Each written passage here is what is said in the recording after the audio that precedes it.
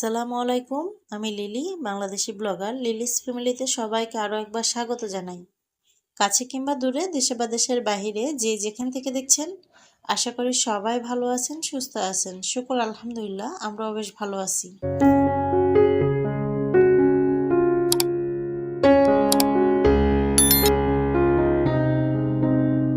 আজকের ভিডিওটি সম্পূর্ণ ভোর থেকে শুরু করছি। ঘুম থেকে ওঠার পরে যে কাজগুলো করে থাকি রেগুলার, তার মধ্যে দিয়ে শুরু করেছি। আশা করি বরাবরের মতোই প্রিয় ভিউয়ার্সদের কাছে বেশ ভালো লাগবে। ভালো লাগলে প্লিজ ছোট্ট একটা লাইক দিয়ে ভিডিওটি কন্টিনিউ করবেন। আপনি আমার চ্যানেলে নতুন হয়ে থাকলে চ্যানেলটি সাবস্ক্রাইব করে নেবেন। পাশে থাকা অল অপশনটি চালু করে দিবেন। যে কোনো সময় নতুন ভিডিও আপলোড দিলে নোটিফিকেশন পৌঁছে যাবে আপনার কাছে। আপনি আপনার মূল্যবান সময় এবং সুযোগ করে আমার ভিডিওটি দেখে নিতে পারবেন। যারা অলরেডি এই কাজটি করে দিয়েছেন সবাইকে অসংখ্য ধন্যবাদ। বাচ্চাদেরকে টিফিন দিব, যার কারণে কিছু নুডলস রান্না করে নিচ্ছি। এগুলা মিস্টার নুডলসের যে নতুন প্যাকগুলো আছে সেগুলাই নিয়ে আসছি, মানে যেটা আপনারা চাউমিনের মতো করে রান্না করা হয় সেটাই নিয়ে নিয়েছি। সেখান থেকে চাউমিনের মতো করে রান্না করে দিব। তবে হোটেল স্টাইলের চাউমিনটা একরকম হয়, বাসায় তৈরি করলে সেটা কিন্তু একটু অন্যরকম হয়। হয়তো বা অতটাও হবে না, বা হতেও পারে। কার কাছে কেমন লাগে জানি না। জাস্ট আমি আমার বাচ্চাদের পছন্দ মতো বা ওরা যেভাবে খেতে পছন্দ করে সেভাবেই রান্না করে দিব।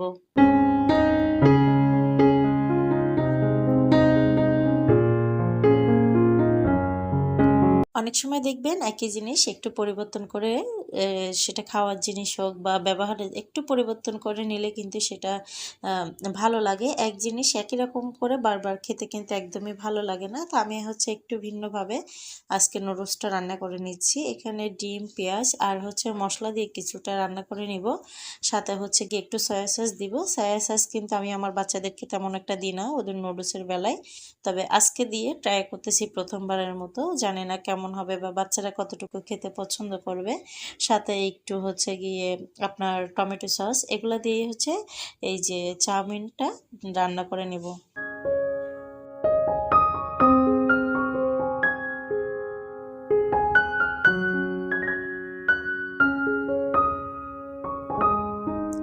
বেশিরভাগ সময় আমি বাচ্চাদেরকে বাসায় তৈরি নুডলস বা বাসায় তৈরি যে কোনো নাস্তা দেওয়ার চেষ্টা করি।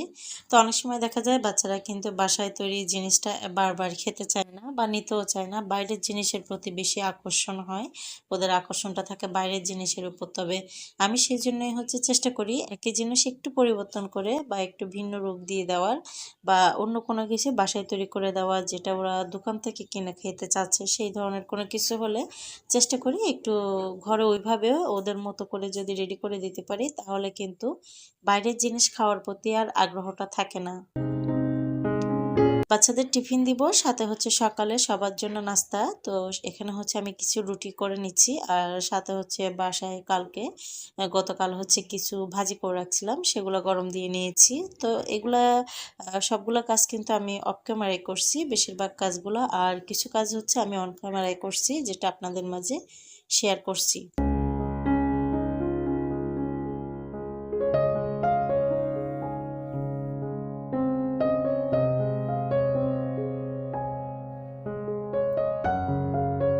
বাচ্চাদেরকে টিফিন রেডি করে দিচ্ছি। এর আগে বাচ্চাদেরকে সকালের যে নাস্তাটা সেটা দিয়ে আসছি, ওরা খাচ্ছে। এরপর আমি টিফিনের মধ্যে কিছুটা নুডলস, একটা বিস্কিট, একটা আপেল, এগুলো দেওয়ার চেষ্টা করছি। মনে করেন অনেক সময় দেখা যায় বাচ্চারা একটা জিনিস খেতে চায় না বা ভিন্ন কিছু খুঁজে।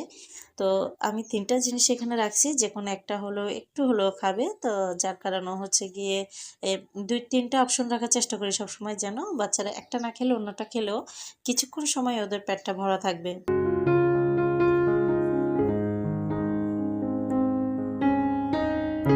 এই যে বাচ্চাদের টিফিন রেডি করে দিছি, এরপরে কিন্তু আমি চা নাস্তা করে বাচ্চাদেরকে স্কুলে দিয়ে আসছি। দিয়ে আসার পরে কিন্তু আরও অফ ক্যামেরাতে অনেক কাজ করে নিছি। এরপর রান্নাঘরে আসছি। বাচ্চাদেরকে আনতে যাওয়ার আগে রান্নাটা কমপ্লিট করতে হবে, যার কারণে আমি এসে তাড়াহুড়ো করে কিছু মুরগি কেটে নিছি।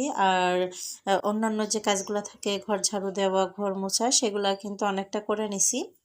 দেখা যায় যে একই জিনিস, যেহেতু আমি ব্লগ ভিডিও করি, একই জিনিস সবসময় আপনাদের মাঝে শেয়ার করতে হয়। অনেক সময় দেখা যায় অনেক আপুরা এই জিনিসটা কিন্তু একঘেয়েমি চলে আসে। তো সেই জন্য মাঝে মধ্যে চেষ্টা করি সংসারের কিছু কাজ রাখি, আবার মাঝে মধ্যে কিচেনের কিছু কাজ রাখি, মাঝে মধ্যে হচ্ছে কেনাকাটা বা অন্যান্য যে জিনিসগুলো থাকে সেভাবেই হচ্ছে ভিন্নভাবে আপনাদের মাঝে শেয়ার করার চেষ্টা করি।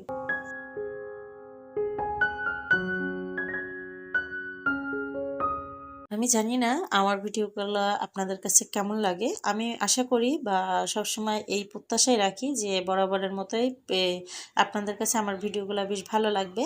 আমার ভিডিওর একটা অংশ জুড়ে কিন্তু আমি রান্নাবান্নার একটা অংশ রাখি, কারণ আমার রান্নাবান্নাটা আমার বেশিরভাগ আপুরা কিন্তু খুবই পছন্দ করে, যার কারণে হচ্ছে চেষ্টা করি সবসময় প্রত্যেকটা ভিডিওতে আমার রান্নাবান্নার কিছুটা হলেও অংশ রাখার।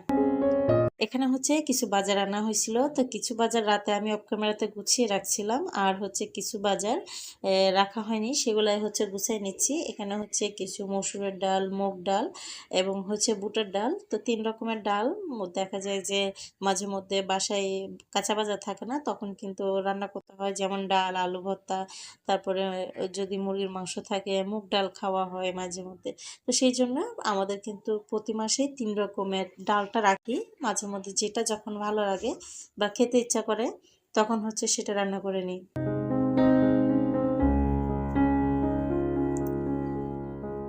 বিশেষ করে মুগ ডালটা কিন্তু দেখবেন মুরগির মাংস দিয়ে বা যেকোনো মাংস দিয়ে রান্না করলে কিন্তু বেশ ভালো লাগে।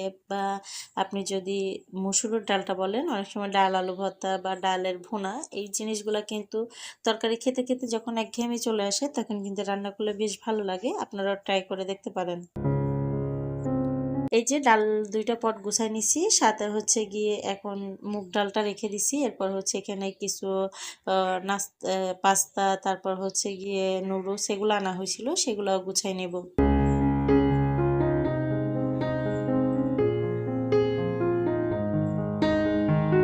বর্তমান সময়ে বাচ্চাদেরকে নিয়ে খুবই ব্যস্ত থাকি, বা বিভিন্ন কারণে অনেকটা ব্যস্ততার মধ্যে দিয়ে সময় যাচ্ছে। সামনের সপ্তাহ থেকে বাচ্চাদের এক্সাম শুরু হচ্ছে, যার কারণে হচ্ছে নিয়মিত থাকতে পারতেছি না। আর যতটুকু ভিডিও দিচ্ছি 2-1টা, তাতেও কিন্তু তেমন একটা ভিউজ নাই। যারাও বা কয়েকজন দেখছে তাও কিন্তু কমপ্লিট ভিডিওটা দেখে না। আমি রিকোয়েস্ট করব, আপনারা যারা আমার ভিডিও দেখেন ফুল ভিডিওটা ফুল ওয়াচ করে দেওয়ার চেষ্টা করবেন।